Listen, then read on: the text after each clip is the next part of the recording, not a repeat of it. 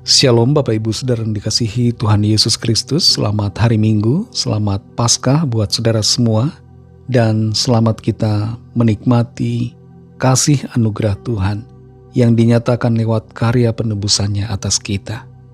Sebelum kita mendengarkan kebenaran firman Tuhan, mari kita berdoa. Bapa kami yang di sorga, Bapa dalam nama Tuhan Yesus Kristus, terima kasih kami mengucap syukur untuk segala berkat kemurahan-Mu. Kami ada lagi di hari baru ini karena anugerah-Mu. Saat ini kami mau mendengarkan sabda firman-Mu. Urapilah kami Roh Kudus supaya kami mengerti dan mentaati akan setiap kehendak-Mu. Dalam nama Tuhan Yesus kami berdoa. Haleluya. Amin. Saudara yang dikasihi Tuhan, ayat firman Tuhan saat ini terdapat dalam 1 Korintus 5 ayat 7-8. Tertulis demikian. Buanglah ragi yang lama itu, supaya kamu menjadi adonan yang baru, sebab kamu memang tidak beragi. Sebab anak domba Paskah kita juga telah disembelih, yaitu Kristus. Karena itu marilah kita berpesta, bukan dengan ragi yang lama, bukan pula dengan ragi keburukan dan kejahatan, tetapi dengan roti yang tidak beragi, yaitu kemurnian dan kebenaran. Saudara yang dikasihi Tuhan, Paskah dirayakan dengan berbagai cara di berbagai negara. Ada berbagai tradisi yang unik, seperti kelinci Paskah, telur-telur Paskah. Di Norwegia, ada sebuah tradisi yang lain daripada yang lain, yaitu selama liburan Paskah, orang-orang membaca novel kriminal. Semua tradisi ini, saudara, kelihatannya melenceng dari arti yang sebenarnya dari Paskah. Ada banyak orang yang tidak mengerti arti yang sesungguhnya dari Paskah yang dirayakan. Paskah bukanlah soal kelinci, bukan soal telur-telur Paskah, dan bukan berbagai tradisi yang aneh. Tapi Paskah berbicara tentang Tuhan Yesus Kristus yang telah mati dan telah bangkit untuk memberikan kita pembebasan dari dosa dan memberikan kita keselamatan dan anugerah hidup yang kekal. Dalam 1 Korintus 5 ayat 7-8 ini, kita baca bagaimana firman Tuhan berbicara tentang anak domba Paskah, yaitu Tuhan Yesus Kristus. Dia sudah disembelih. Tuhan Yesus Kristus adalah korban Paskah yang sesungguhnya. Ketika Yohanes Pembaptis melihat Tuhan Yesus, dia langsung menyebutkan Tuhan Yesus sebagai anak domba Allah. Anak domba yang dimaksudkan oleh Yohanes Pembaptis tidak lain adalah korban Paskah. Dalam Perjanjian Lama, Paskah dirayakan untuk mengingat keluarnya bangsa Israel dari Mesir. Sebelum mereka keluar, mereka menyembelih anak domba Paskah. Dan mereka juga makan roti yang tidak beragi. Semuanya itu sebenarnya hanyalah merupakan gambaran tentang Paskah yang sebenarnya yang kita rayakan di dalam Kristus. Tuhan Yesus adalah anak domba Paskah, dan di dalam Dia kita diampuni, kita dibenarkan, kita dibebaskan dari perbudakan dosa, dan dipimpin masuk dalam hidup yang penuh dengan kebenaran.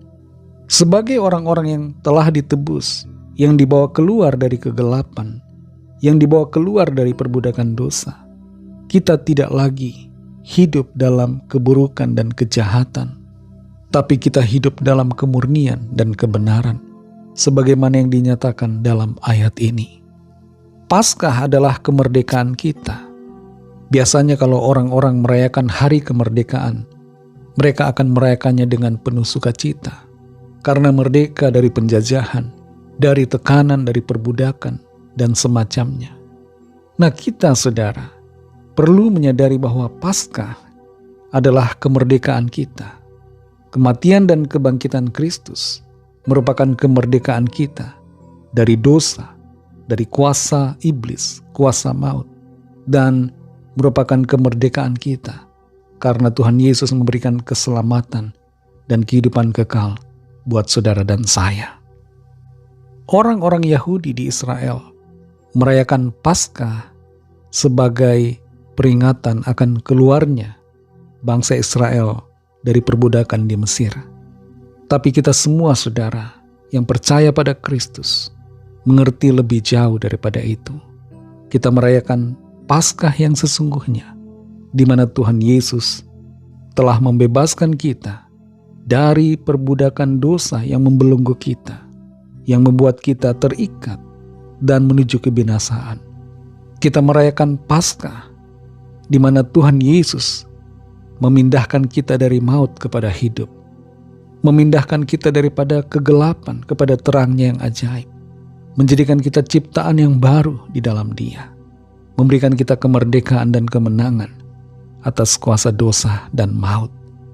Inilah Paskah yang sesungguhnya, yaitu kemenangan kita di dalam Kristus, oleh karena pengorbanannya di atas kayu salib dan oleh karena kebangkitannya yang memberikan kita kemenangan.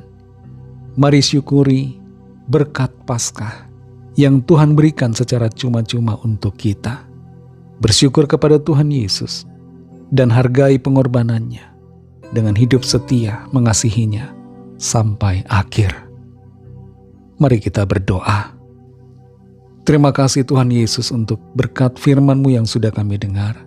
Kami dapat mengerti arti Paskah yang sesungguhnya, yaitu Engkau telah memberikan kami kemenangan, kemerdekaan atas dosa dan maut, dan Engkau memberikan kami pengampunan, keselamatan, dan kehidupan yang kekal.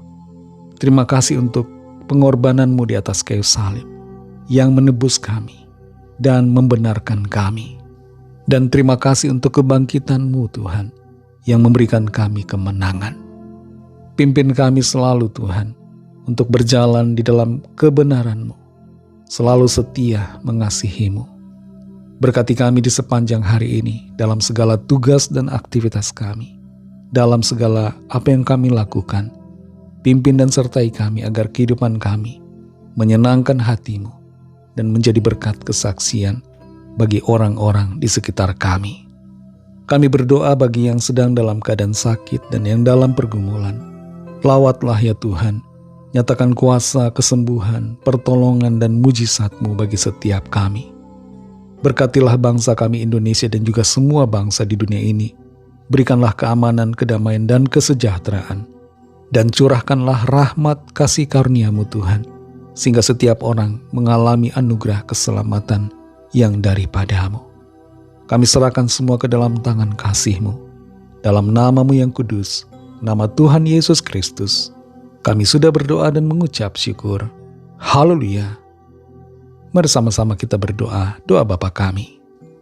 Bapa kami yang di sorga, dikuduskanlah nama-Mu, datanglah kerajaan-Mu, jadilah kehendak-Mu di bumi seperti di sorga.